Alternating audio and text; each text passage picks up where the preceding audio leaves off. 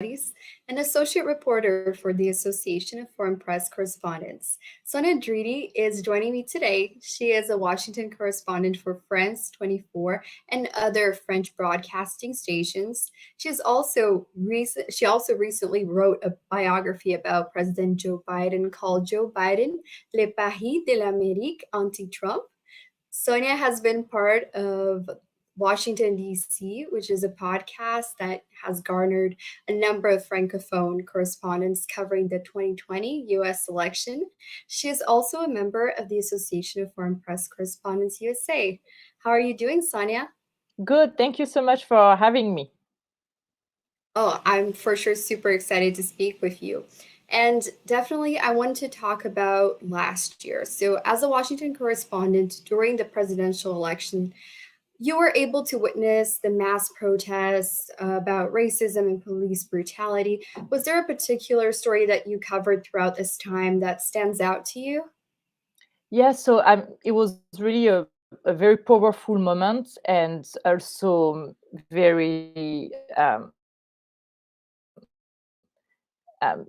sad, to witness all what was going on after, in particular after George Floyd death in I think May 2020. I think there are like mainly two moments that struck me. One was during one of the protests. There were so many after George Floyd death. There were so many protests that summer against systemic racism and police brutality.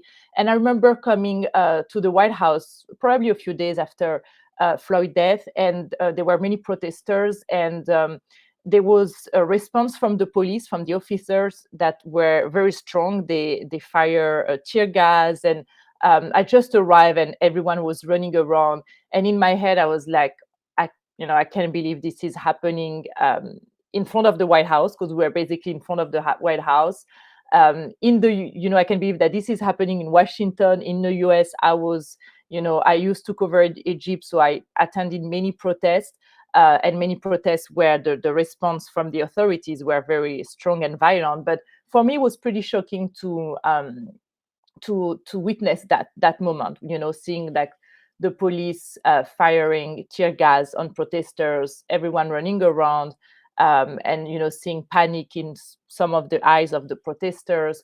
So yeah, that was one moment that really struck with me. And also the other one, on a more positive note, I think it was in August 2020, so a few months after George Floyd death. They were during actually his funeral. Reverend L. Sharpton announced that there will be a huge march in August, 57 years after Martin Luther King death, on the steps of the Lincoln Memorial, where he pronounced his famous speech, "I Have a Dream."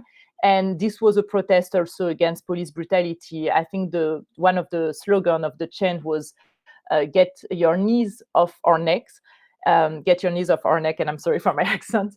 But and that was a beautiful moment, because there were thousands of people, very determined, but also in a very positive mood. A lot of families, a lot of children, a lot of parents told me, it was important for them to bring their children at this march, for people to, for them to realize what was going on, and be aware of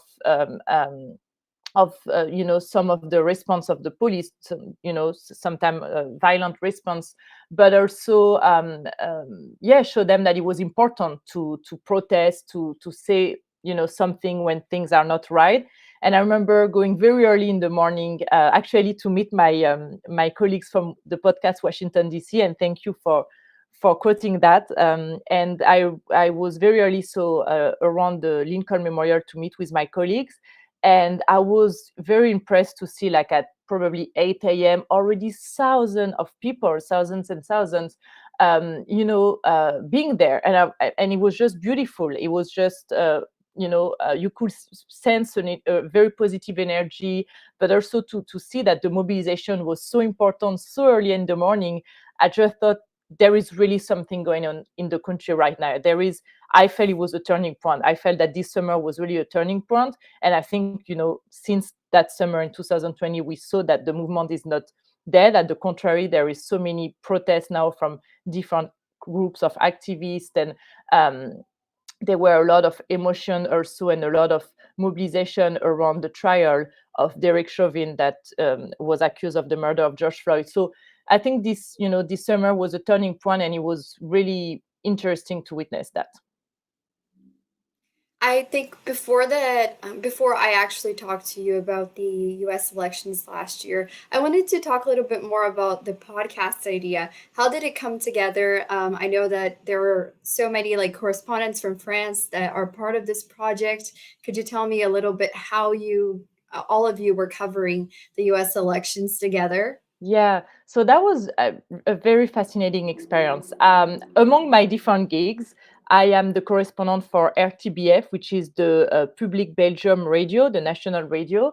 And my colleagues from the Swiss radio and one of the French radio, the main public station in France, Radio France, they talked about doing a podcast and inviting us, the other Francophone correspondent for other radios, to participate in this podcast and to basically build it together. So it was there was the correspondent from Radio Canada, so based in Montreal, that is here in DC, but the headquarters is in Montreal. There was the correspondent for Radio France, for RTS, the Swiss radio, and another French that she was the correspondent for RFE, which is basically a French radio, but that has really had a huge audience in Africa. So it was also very important to have a diverse audience from everywhere in the world, and myself working for this Belgium radio.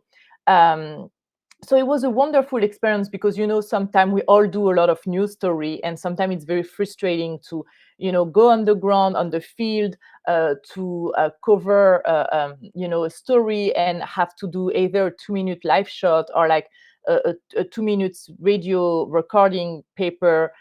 So this podcast really allow us to talk about things that we could not talk about for news media, to talk about the behind the scene, talk also about our experiences, our feeling, like what you just asked me about, like when we witnessed some scene like the one I witnessed at the White House with the tear gas, and like sometimes you cannot really talk for a long time about that on or in your news media, because you have to be very brief, very efficient, and so this podcast really allows us to take the time to not only talk about the news, the what was going on in the news and the politics, the campaign, but also people that we will meet on the field, the all the behind the scene, and it was really great also to be 5 of us to share different experience and feedback about covering this campaign.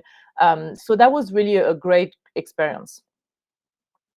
That's amazing to hear. And I definitely want to talk a little bit more about the fact that you were covering, US politics at a moment which was a very, very decisive moment for the whole world. And also, I think that just like decisions in general regarding who would be the president of the US last year would impact many other countries, including France. So I wanted to know, how do U.S. politics influence France, and what are also some of the topics that French people really are interested in regards to American politics?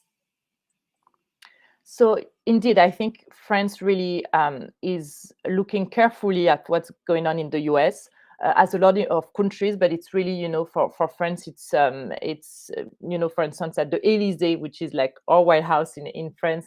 We have a close relationship with the US, and as you say, what's going on in the US has an impact of a lot of countries in the world. So I think a lot of French people and French politicians are, of course, interested in foreign policy. We saw in the past, for instance, for the red line in Syria, that because the US decided to not go, like at the time it was President Obama, then the French didn't intervene in Syria. And so, a lot of people like I'm not sure how to say that properly, but maybe ont retenu la leçon, like took lesson of it, like just, remember that time. And so yeah, a lot of foreign policy decisions have a direct impact of what's going on in the rest of the world. And I'm thinking now about Afghanistan too, because the US withdrew their troop, decided to restore their troop, and the full withdrawal will be acted in September 2021. Then the NATO troops, and in the NATO troop you have French troops, had to withdraw their troops too. So definitely what's going on in the US have a huge impact on what France and other countries in Europe will do. Also, for a lot of economic policies, it's very important, because you saw, for instance, during the Trump White House, the Trump administration decided to put a tariff of French wine. So that had a huge impact of wine producers in France, and that's a decision that really had an impact on the French economy. So, and the decision of tariff on wine has been lifted during the Biden administration. So that was a decision that was really welcome in France. But so on the economic level too, you have a lot of decisions that have an impact on France.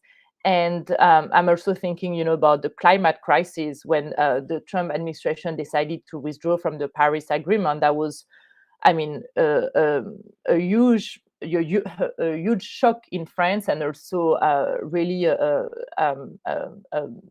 terrible news for France, because they really work with many other countries on the Paris Agreement. And to finish on this. On this subject, also, France is hoping now that the US will join again the Iran deal. That's what the Biden administration is working on after Trump left the Iran deal. So yeah, France has really its eyes looking at the US, and on what French people in general, not politicians, but in general, are interesting for, like what are the subject they follow in the US. Of course, everything. A lot of people follow a lot of things related to the economy, but I think, for instance, all the problematic again around the gun, the gun issue is really something that a lot of French people don't understand, how like you can obtain so easily a weapon in America. You can buy so easily a weapon. How there has been so many mass shooting in schools, in general in the US, and that's something I think that I almost want to say, like, fascinate in a way, like French people. It's just something that we don't really understand, and that fascinate is maybe not the right word, but it's just like something that really interests French people when there is a news about that, because it just seems so foreign to a lot of French people, this industry in the US. Lately, I even did a little report about ladies' night in a shooting range in Virginia. I went to a shooting range when you have every week like a ladies' night. So there was a reduction, basically for there was a it was less expensive, for instance, on Wednesday night for women to come and shoot at the shooting range, and it's just such a different culture. It's something that really is so different that people are that's one of the big subject that a lot of people are following from France, and always intrigued by what's going on. And a lot of people, of course, are hoping that there will be more control on the weapon sales. So that's one of the subject too that people follow. And in general, I think a lot of more like society's subjects, also the abortion. It's just that it seems that sometimes we're like two pretty similar cultures, but in fact there is such a gap in a lot of in our two cultures, in our way of living. So there is a lot of subject that French people are interesting to know how it works in the US, and why does it work like that. Definitely. And I want to speak a little bit about your book. You wrote a biography about President Joe Biden. I wanted to know what inspired you to write this book. What were some of the big takeaways while you were writing, when you were researching, and just the writing process in general? If you could share a little bit about that. Yes. So I always wanted to write on the US because it's a country that I think is fascinating and so different in many ways of what we know in France. So I think at that last year, it's been 5 years that I was in the US, and I just didn't have time. I had many ideas, um, to write a book, but I just didn't have time because the news was so intense that I always had to work, and it was a bit. Random because yeah, I think it was in March 2020, and I just delivered my first baby. I just had my first baby. There was this publishing house in France who contacted me to ask me if I wanted to write the first biography in French of Joe Biden. And I was a bit, first I was, I just had a baby. I was very busy with that. And I was just thinking, I didn't thought necessarily that my first book in the US will be about Joe Biden. At the time, he was still a contender for the primaries, Democrat primaries. There was still Bernie Sanders that was a contender, but it was pretty obvious that Joe Biden will be the nominee. And I thought, yeah, I think, I mean, he probably will be the nominee. He'll probably win the election because I really had confidence at that time that Joe Biden will win. And I thought, yeah, it will be extremely interesting. But first, I was a bit taken aback because I was like, you really have, I mean, to interest French people for them to be interesting in Joe Biden when he was not even, I mean, he was not yet the president. It's a big deal because it doesn't seem, it's not like a Barack Obama or Alexandria Ocasio-Cortez who have fascinating personal stories and that, a lot of people are interested in their lives. I thought it would be a bit more challenging with Joe Biden. But as soon as I started to do research before really accepting the offer, I found that it was a fascinating character because there was a lot of things I ignore and that people in France ignore about his life story, about his politics, about his career.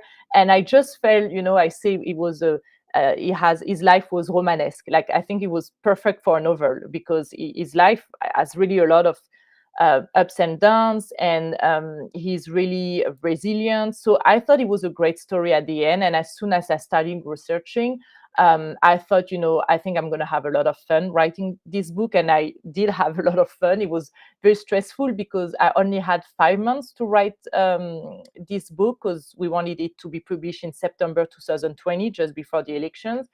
And also I didn't want, to just write, when you're from Europe, you can write biographies and basically write them from Paris. But I really wanted to add, to have some added value in this book that, you know, you can see that I'm in Washington or I'm in the US and I'm not writing this from, my room in Paris, which, I don't have anything against people who write biography without necessarily doing interviews.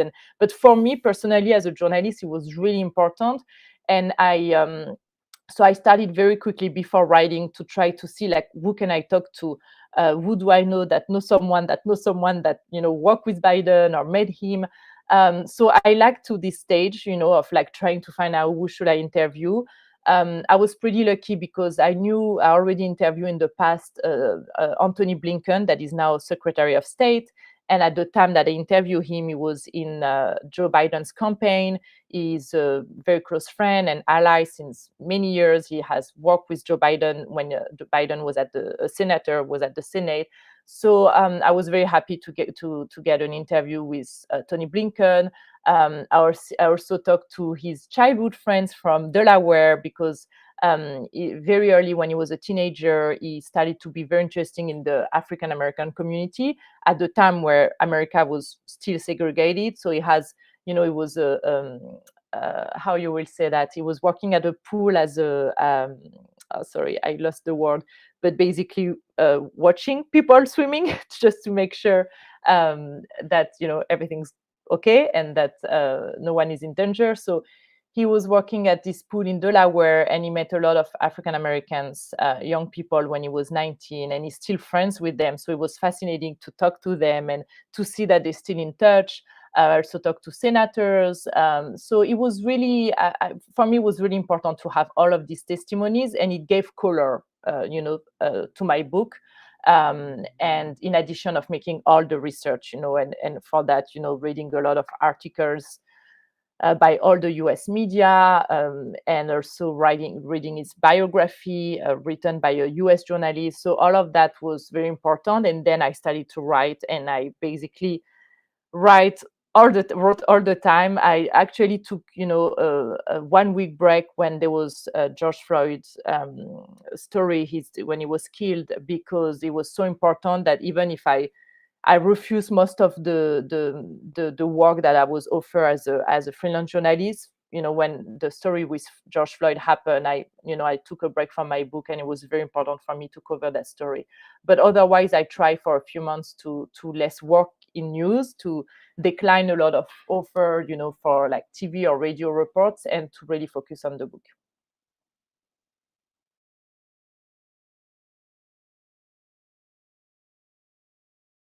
Sorry, I think it cut. Oh yeah, can I hear you? Yes. Yes. Oh, I can hear you. Yeah. Sorry, there was a connection problem, but Okay, no worries. I heard that you also you worked with it, like being a correspondent in Egypt as well. So I wanted to know what was different from that experience, and being a correspondent in the U.S. Yeah, I mean, actually, it was fascinating coming from Egypt to cover the US, because so I arrived in Egypt, in 2011. I basically got my job 2 months before the revolution. I had no idea I will cover a revolution. I mean, it was insane, but it was fascinating, and I had a great time in Egypt, cover a lot of protests, and so really like young people, activism from young people rising, and it was such a fascinating period, but also, of course, very sad and very traumatizing in a way, because then we went back to the dictator, and there was so many disappointment. So it was really a fascinating period. And I remember telling a lot of my friends when I arrived in the US in June 2015, I want to cover a normal country and a normal election because I'm exhausted. And there was a little bit of burnout. And I arrived, and 2 weeks after I arrived, there was, Donald Trump announcing he will be a candidate. And, I thought, okay, maybe it won't be as smooth and, normal that I thought.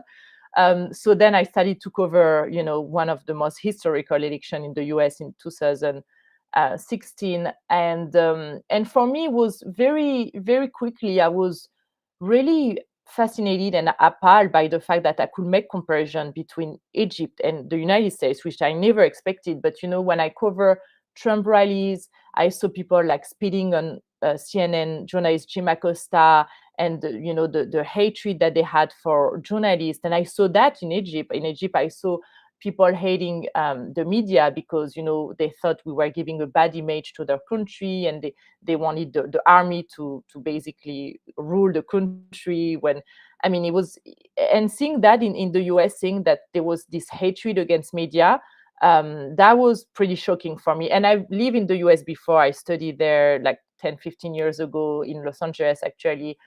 So I felt I knew a little bit the US, and I felt that maybe it was there for a long time, it was hidden, but this was definitely a new phenomenon, and I was witnessing it. So that was really interesting and shocking. And the other comparison with Egypt that I didn't expect it is when Trump was elected. I felt sometime I was covering a president that there was a lot of propaganda around this administration, and that's what I cover when Sisi came to power in Egypt.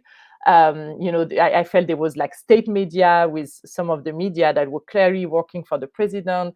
The president, insulting journalists, and really was. It's definitely something that I didn't expect it. And being able to compare some of the thing I saw in Egypt with here in the US was definitely worrisome. And but I also was, I felt that having that experience in Egypt also prepared me for a lot, and I was not as, I think, um, I I mean, I was shocked, but maybe not as some journalists who only cover the US, or American journalists who all of a sudden. So that I kind of, all of a sudden I just felt, yeah, I mean, it's like, covering in a way, an authoritarian countries, or like a country where protested, when I saw the protests being repressed during the George Floyd period, I mean, I was shocked, but at the same time, I was not. I kind of, knew what was going on, and also I would see people running around, tear gas, and I kind of was, I cover a lot of protests with tear gas and people running around, so I felt I was a bit prepared to all of that. But definitely, I'd never expected to have that experience in the US. Yeah, absolutely. And I think it's really interesting how you said that you were able to draw parallels between covering Egypt's protests and then, working with the US. Mhm. I just wanted to know also, I just recently wrote a piece for AFC about online violence against female journalists. And I know that this just doesn't, encompass online, but also, in person. And I know that you have a little bit of experience in that regard. I wanted to know what are some of the challenges for a female journalist, especially a foreign correspondent, in your opinion? Well, it depends where you posted. Definitely, when I was in Egypt, there was a lot of challenges because there were a lot of sexual harassment in the society, and then in particular during the protest. I felt the protest was, the time where everything was unleashed, and I had personally a bad experience being harassed by basically random people. It was not protesters. It was just late at night doing a live shot, and people converging around, and so I had a bad experience and was really helped by my colleagues of France 24 English, Ashraf Khalil.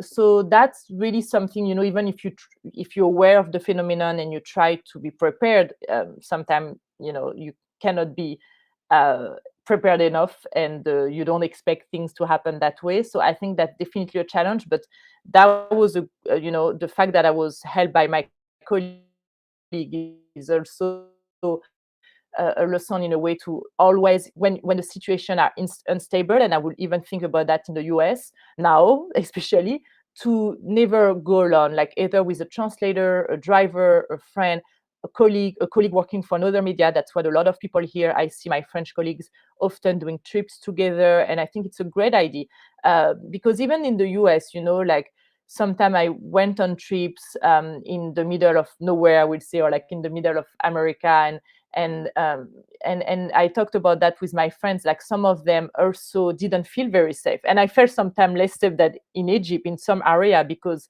there is, that people can have a gun if it's late at night, and if you go check in a motel, basically, that is,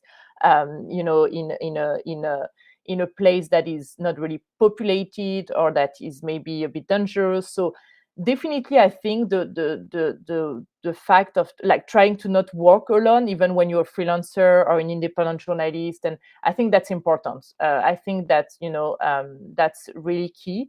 And yeah, as a female journalist, especially, being aware of your environment, take twice precaution that a man journalist will take, and really trying to be aware of where you're going, what you're going to cover. Sometimes is the risk worthy?